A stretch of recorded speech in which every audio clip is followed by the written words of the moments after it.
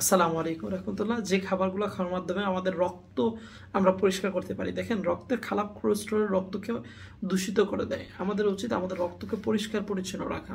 রক্তের মধ্যে জীবাণু থাকলে এটা আমাদের দেহের মধ্যেই সমস্যা সৃষ্টি করবে, সমস্ত দেহের মধ্যে সৃষ্টি করবে। আপনার রক্ত যদি পরিষ্কার পরিচ্ছন্ন থাকে তাহলে আপনার শরীর স্বাস্থ্য সব কিছু ভালো থাকবে এবং রক্তের সাথে সমস্ত দেহের অর্গানের সাথে কানেক্টেড। এখন রক্ত পরিষ্কার রাখার জন্য আপনাকে ভালো খাবার গ্রহণ করতে হবে। দেহের সবচেয়ে বড় খারাপ কোলেস্টেরল হচ্ছে এলডিএল কোলেস্টেরল। সেই এলডিএল কোলেস্টেরলের মাত্রা যদি বেশি বেড়ে যায় সেটা কোলেস্টেরল দেহের জন্য খুব ক্ষতিকর এবং রক্ত খুব দ্রুত দূষিত হয়ে যাবে।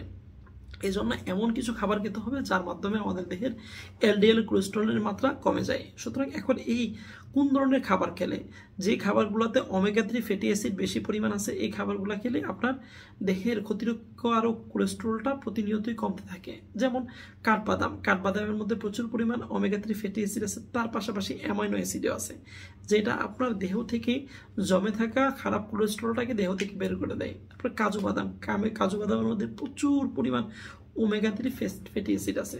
যত ধরনের বাদাম আছে তার মধ্যে সবচেয়ে বেশি ওমেগা 3 ফ্যাটি অ্যাসিড আছে কাজু বাদামের মধ্যে, আখরোটের মধ্যে।